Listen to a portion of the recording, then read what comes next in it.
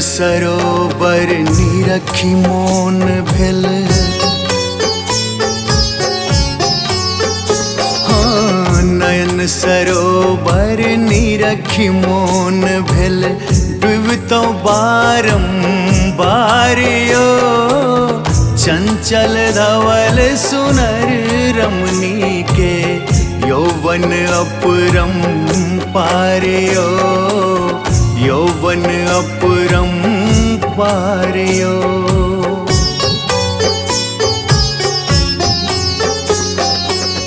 नयन सरोवर निरखी मोन भेल।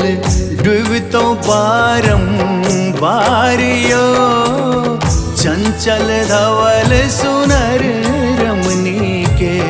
यौवन अपरंपार यो यौवन अपरंपार यो।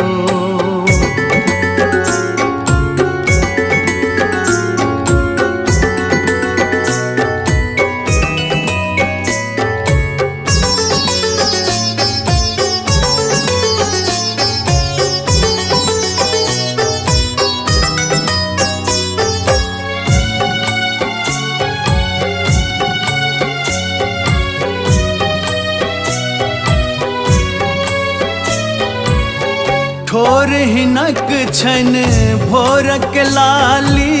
नाक पतर की गाल गुलाली।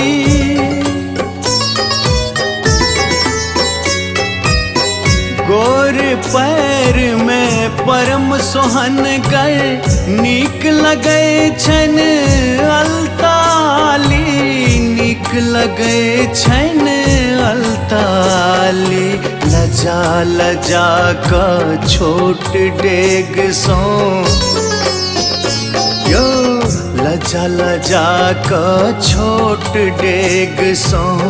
चल नहीं नक पहाड़ियो चंचल धवल सुनर रमणी के।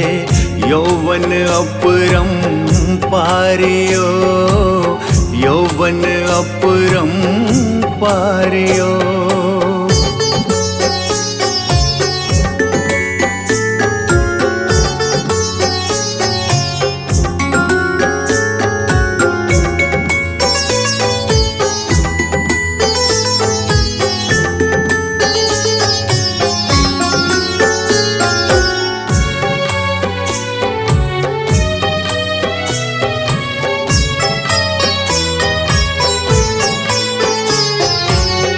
माथे बिंदी हाथ में कंगना।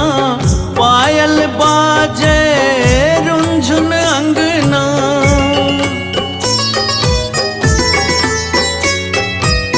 शीत कटीका चमके चमचम। चंद्रहार में हीरक सुगना। चंद्रहार में हीरक सुगना। कान के झुमका डोल डोल का। हाँ, कान के झुमका डोल डोल का। हिनकर करे श्रृंगारियो चंचल धवल सुनर रमणी के। यौवन अपरंपार यो यौवन अपरंपार यो।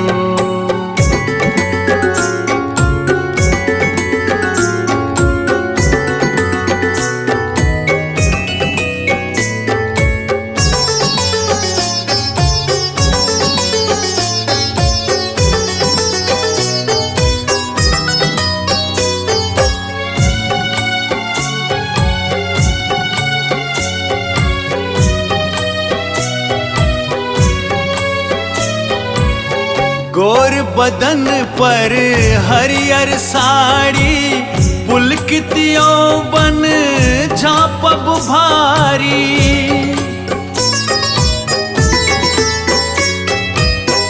केश राशि तलमगर घनगर।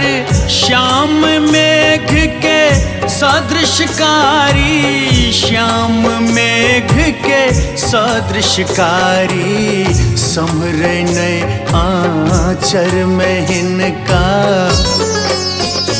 हाँ समरे नए आचर में हिनका, उन्नत यौवन भारियो, चंचल धवल सुनर रमणी के, यौवन अपरम पारयो, यौवन अपरम पारयो, यौवन अपरम पारयो।